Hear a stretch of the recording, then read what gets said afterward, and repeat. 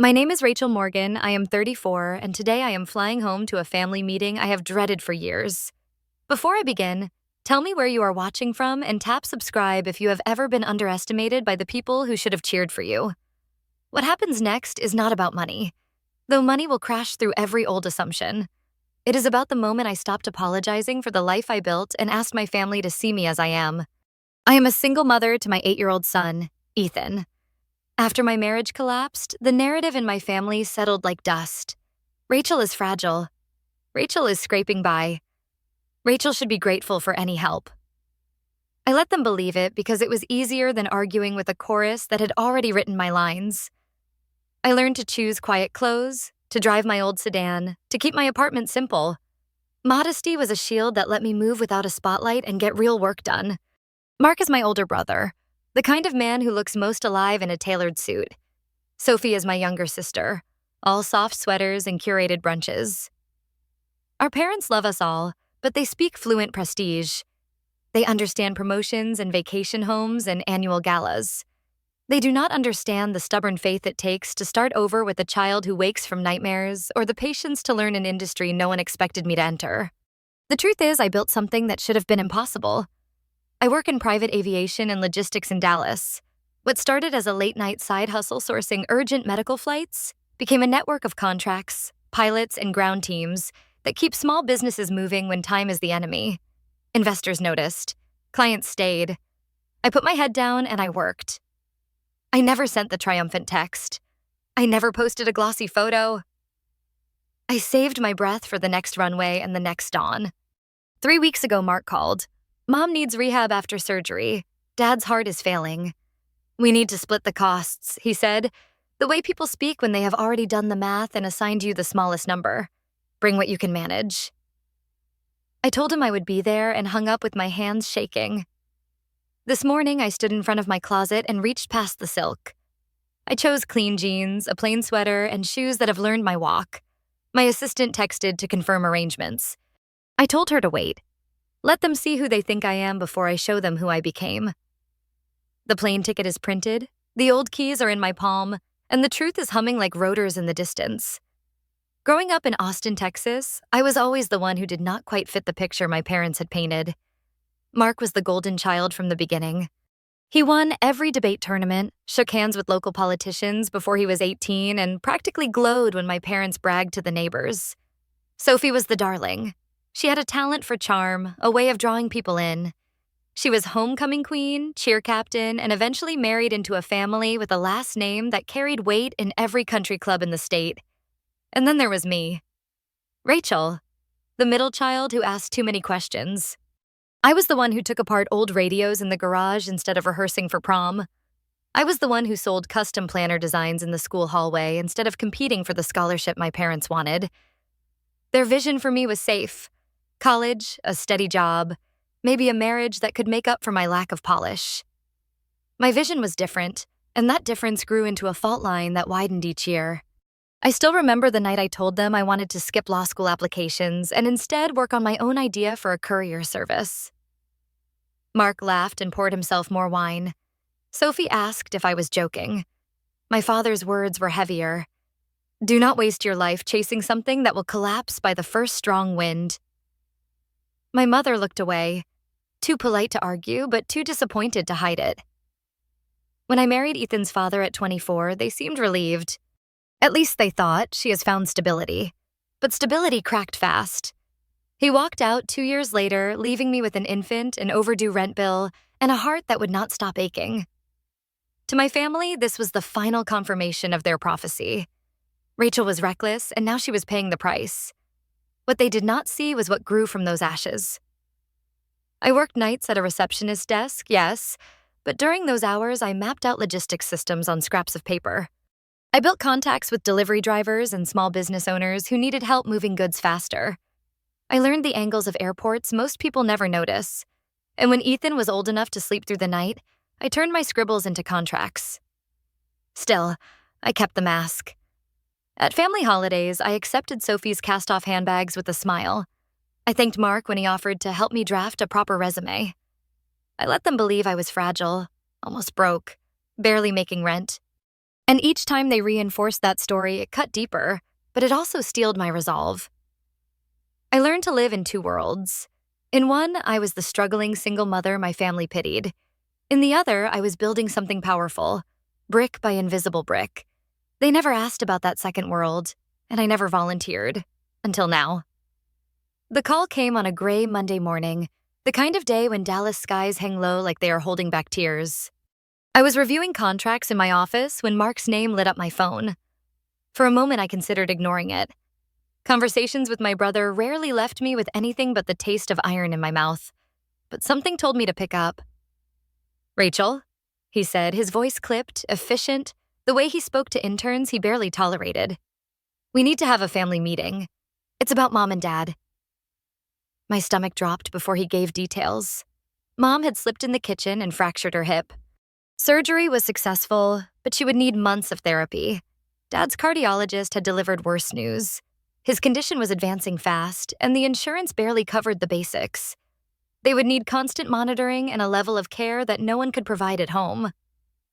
"We'll all contribute," Mark continued, as if he were presenting a quarterly report. "I'll shoulder the largest portion, of course. Sophie and Andrew will handle a fair share, too. You can bring whatever you can manage. Even a few hundred will help." A few hundred. That was what he thought my ceiling was. My grip on the phone tightened. I could almost see him at his polished desk in New York, tapping his Mont Blanc pen while penciling me into the budget like a child with an allowance. I swallowed my pride. "I'll be there," I said quietly. "Good. Cedar Springs, this weekend, 9 a.m. sharp. Don't be late." And then he hung up, leaving no room for questions. I sat there for a long time staring out at the skyline, my reflection in the glass looking strangely unfamiliar. After all these years, despite everything I had built, my family still spoke to me like I was the weakest link. The irony was that I had already secured an elite care package for my parents through a private medical foundation my company funded. The doctors were briefed, the rooms were ready, all that was missing was their consent. I thought about Ethan, asleep at home with his sitter, blissfully unaware of the storm rolling toward us. My son believed I could do anything. My family believed I could barely do enough. Which vision would I honor now? That night I packed deliberately. I left behind the sleek luggage, the tailored suits, the jewelry that whispered power. I chose a scuffed duffel bag and plain clothes. If they wanted to see the struggling version of Rachel, I would give them the opening act. But the finale would be mine. As I zipped the bag shut, I felt a strange calm settle over me. The meeting would begin with their pity. It would not end that way. The evening I arrived in Cedar Springs, the air smelled of damp grass and wood smoke. Driving my decade-old sedan down the familiar street, I felt like a ghost from my own past. The white-painted house with the shutters looked the same, but time had worn grooves into the front steps. My pulse quickened as I parked at the curb. Mark opened the door before I even knocked. He wore pressed slacks and a navy sweater as if he were hosting a board meeting. His eyes slid to my worn duffel bag, and the corners of his mouth twitched with something halfway between pity and superiority. "Long drive in that car of yours?" he asked casually. "Made it just fine," I replied, brushing past him. The living room smelled of lavender cleaner. Mom shifted carefully in her chair, her hip wrapped in support. Dad dozed in his recliner, pale but still strong enough to squeeze my hand when I bent to greet him. For a moment, warmth rose in me, but it was quickly drowned out when Sophie swept in. She arrived like she was stepping off a magazine cover.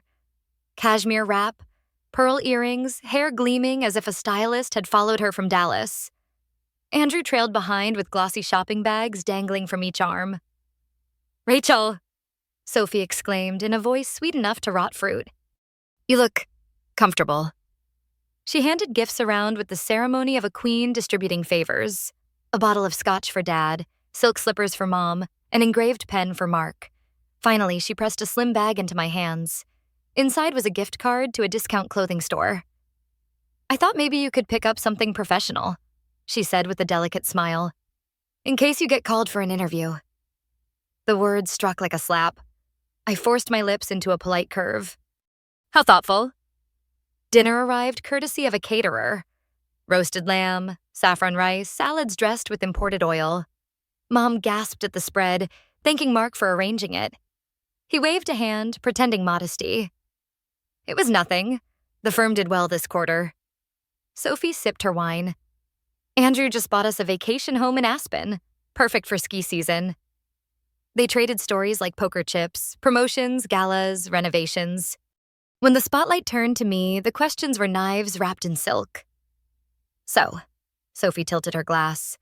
What exactly is it you do again? Freelancing, something?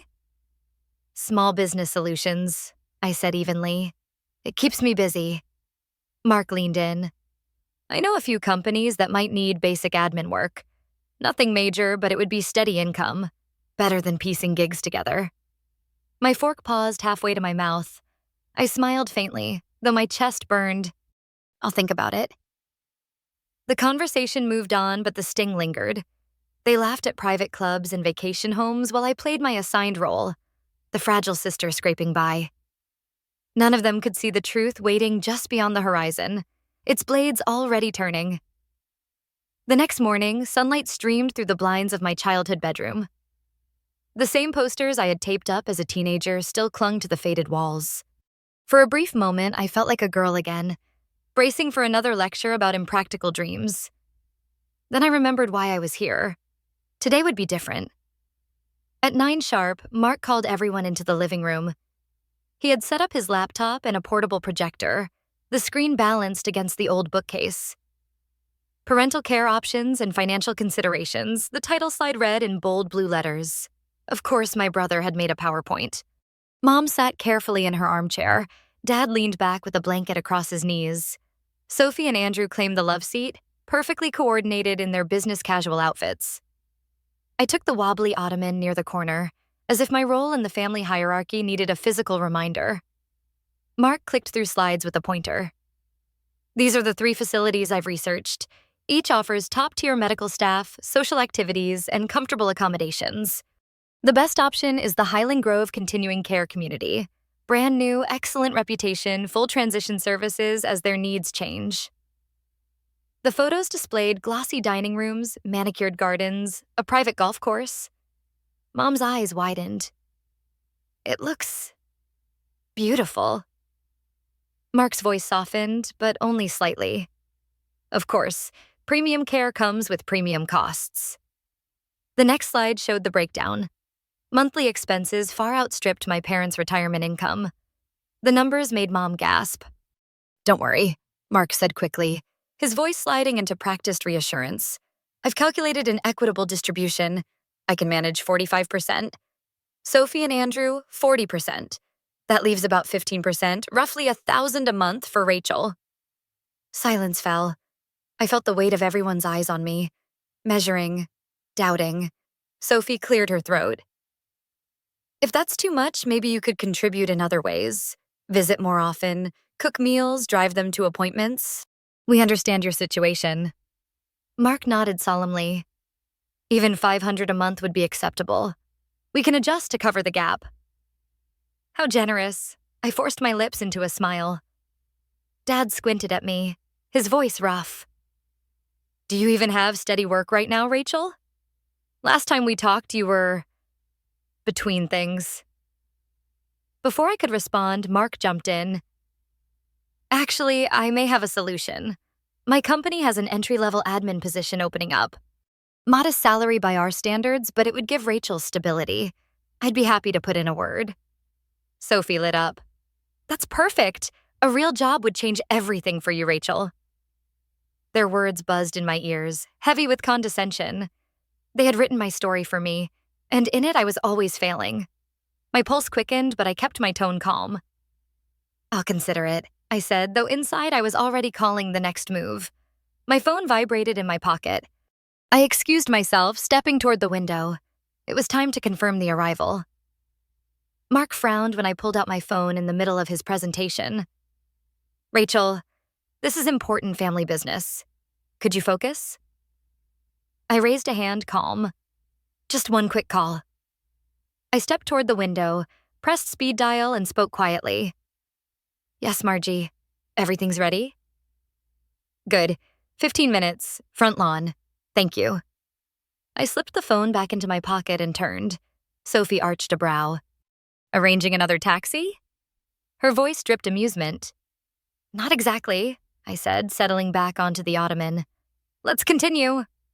Mark sighed, clicking through more slides filled with numbers and charts, but the hum outside soon drowned him out. At first it was faint, then unmistakable. The chopping thrum of rotor blades slicing through the morning air. The sound grew louder, rattling the windows. Mom sat upright. What on earth? Andrew moved to the curtains and pulled them back. His mouth fell open. That's a helicopter. The whole family crowded to the window as the sleek black aircraft descended onto the lawn, its wind flattening the grass, whipping the maple branches. The downwash tugged at curtains, sent papers from Mark's laptop fluttering across the floor. I rose slowly, smoothing my sweater. I believe, James, you said yesterday I couldn't even afford a car. I reached for the door handle. You were right. I don't drive much anymore. Mark turned on me, face flushed. What are you talking about? I opened the door.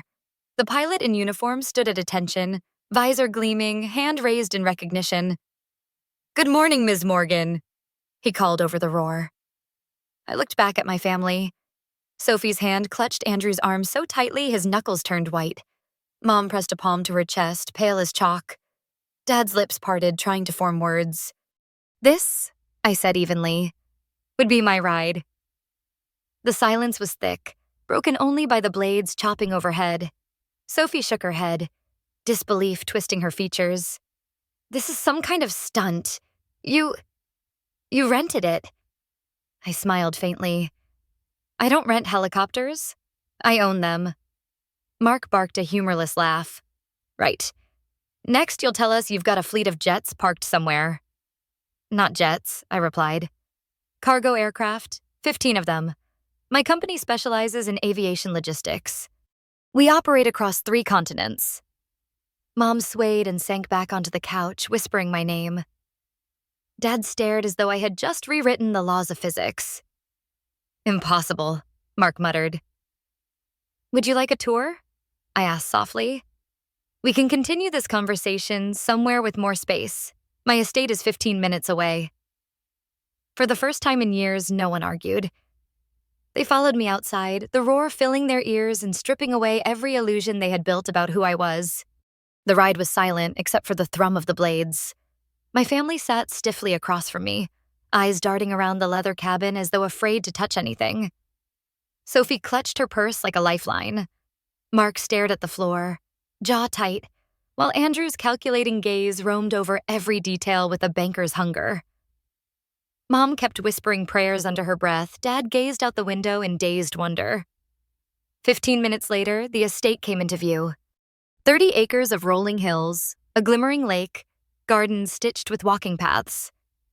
The main house rose at the center, stone walls and wide windows catching the morning sun. The helipad shimmered as we descended. When the skids touched down, Margie was already waiting, tablet in hand. She greeted me with a crisp nod before opening the cabin door.